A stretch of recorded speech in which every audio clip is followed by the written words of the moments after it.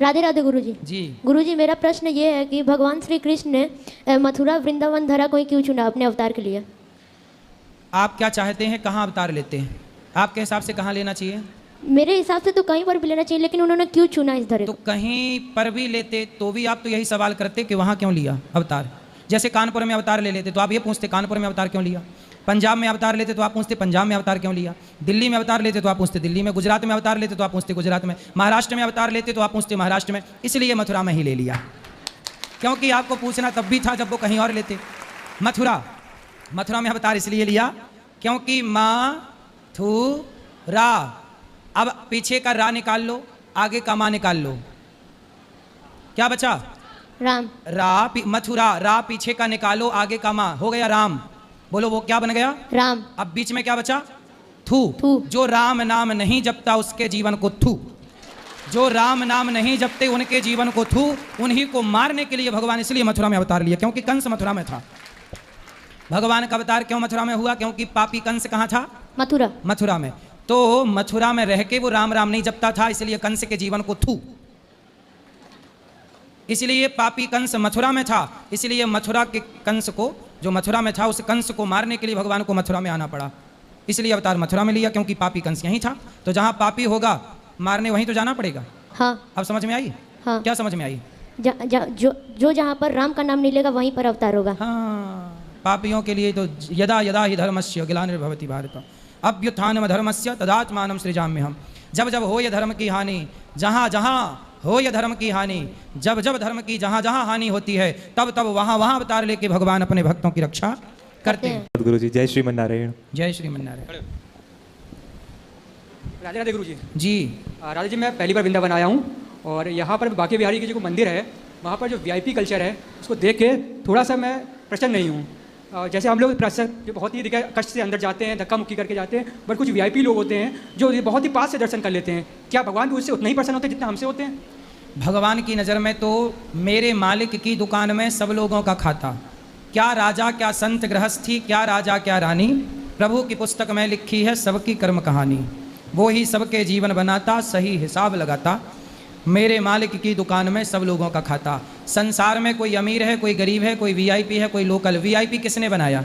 आजकल लोग 4 पैसे कमा लेते हैं तो उन्हें लगता है कि हम वीआईपी पैसे हैं तो पैसे दे के दर्शन कर लेते हैं। लेकिन भगवान देखो, दुर्योधन के 56 भोग त्याग कर, दुर्योधन तो वीआईपी सोने की थाल में भोग लगा रहा था भगवान को, पर उसके वीआईपी कल्चर को त्याग कर भगवान विदुरानी के घर जाके छिलकों का भोग लगाए। तो भगवान तो पीछे वाले को मिलते हैं, आप भले आगे खड़े हो जाएं।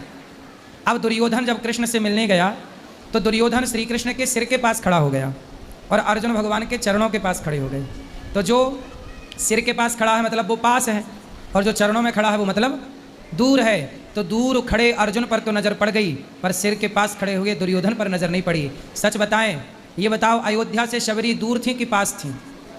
दूर थी। शबरी दूर थी ना जी। अयोध्या के लोगों को ऐसा प्यार ना मिला जैसा शबरी को, दूर खड़ी शबरी को मिला।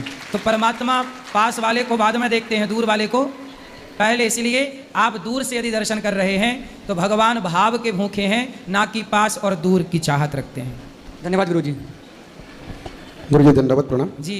जगन्नाथपुरी उड़ीसा से आए हुए। जय जगन्नाथ। गुरु जी, मेरा एक प्रश्न है कि कलयुग में सरल से सरल मनुष्य का कैसे उद्धार हो सकता है महाराज जी?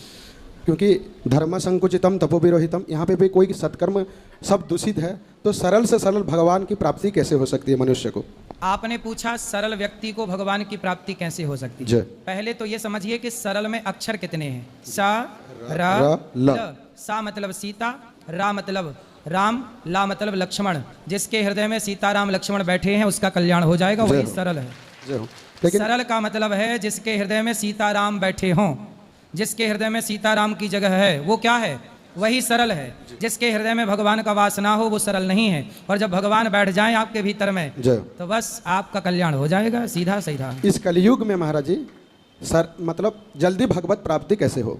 कलयुग में रह करके सरल बन जाइए, सरल बन सीधा। जो व्यक्ति ज्यादा होशियार है जी, उसे भगवान नहीं मिलते जी। अब देखो, शबरी माता होशियार थी कि सीधी साधी सरल सच्ची थी? सरल थी महाराज।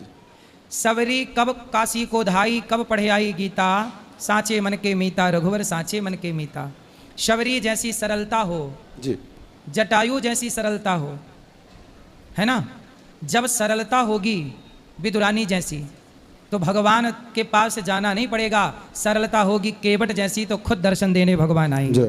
तो भगवान मिलते हैं उस प्रेम की सरलता से, इसलिए ज़्यादा कपट ना हो, सरल भाव। मैं बिल्कुल कुछ नहीं, अज्ञानी की ज्ञानी बनना और अज्ञानी बनना, कोशिश करिए कि जानो सब पर समाज में ऐसे रहो कि कुछ नहीं जानते। जड़ भरत जानते सब थे परंतु अज्ञानियों की तरह रहते। तो आप जितने होशियार बनेंगे उतने ईश्वर से दूर। होशियार का मतलब है होशियारी, होशियारी मतलब छल कपट। लोग नहीं अच्छा ज़्यादा होशियार बन रहे हो मतलब कपट कर रहे हो, छल कर रहे हो, चोरी इत्यादि को होशियारी कहते हैं। बिल्कुल सरलता, सीधी सीधी बात। जैसे ये दास अनिरुद्ध आपको सीधी बात कहता है, मैं सीधी समझता हूँ, सीधी समझाता हूँ, मैं टेढ़ी बातें नहीं करता। तो सरल, जहाँ सरलता है वहाँ परमात्मा है, जहाँ मन में छल कपट है वहाँ से ईश्वर भाग जाते हैं।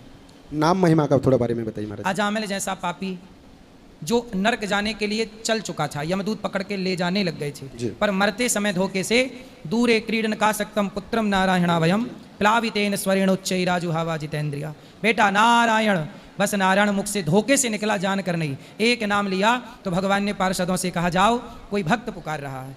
पार्षदों ने कहा वो अपने बेटे को पुकार रहा है। भगवान ने कहा बेटे का नाम तो 5 साल से है, मेरा नाम नारायण तो अनादिकाल से है, इसलिए मुझे ही पुकार रहा है वो, इसलिए जाओ और उसका कल्याण हो गया नाम के प्रभाव से। इसलिए कलयुग केवल नाम आधारा, सुमरि सुमरि नर उतरहि पारा। कृते यध्यायते विष्णुम त्रेतायाम यजतो मखई द्वापरे परिचर्यायाम कलौ केशव कीर्तनात्। सतयुग त्रेता द्वापर में जो गति यज्ञ जप तप करने से मिलती थी, कलयुग में केवल सच्चे मन से भगवान का जाप करने से मिल जाती है। नाम काम करते रहो, नाम श्रीमन्नारायण श्रीमन्नारायण, हर क्षण श्रीमन्नारायण, एक पल के लिए ना जाए हृदय से श्रीमन्नारायण, भगवान ही काम आएंगे।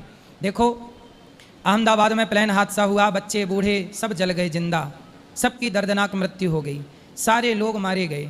लेकिन उन्होंने जीवन में जो पुण्य किया होगा, मरने वालों ने जो भगवान का नाम जपा होगा, जो भला करके समाज के लोगों के साथ किसी को रोटी खिलाई होगी, किसी के प्रति दया का भाव रखा होगा, जो पुण्य किया होगा, क्या वो पुण्य भी उस आग में जल के राख हो गया होगा? नहीं महाराज। आदमी जलता है, आग केवल शरीर को जलाती है, आग संसार के पद पदार्थ जला सकती है, पर आग में इतनी ताकत नहीं कि जो मैंने नाम जप का पुण्य पाया है, सेवा का पुण्य कमाया, उस पुण्य को भी आग जला सके। धरती में ऐसी कोई आग नहीं है जो पुण्य को जला सके। इसलिए मीराबाई कहती हैं पायो जी मैंने राम रतन धन पायो, मेरे पास ऐसा धन है कि चोर चुरा नहीं सकता, डाकू लूट नहीं सकता और आग जला नहीं सकती। ये धन है राम नाम का। बहुत बहुत धन्यवाद। खूब नाम जप करिए। जय जय श्री राधे।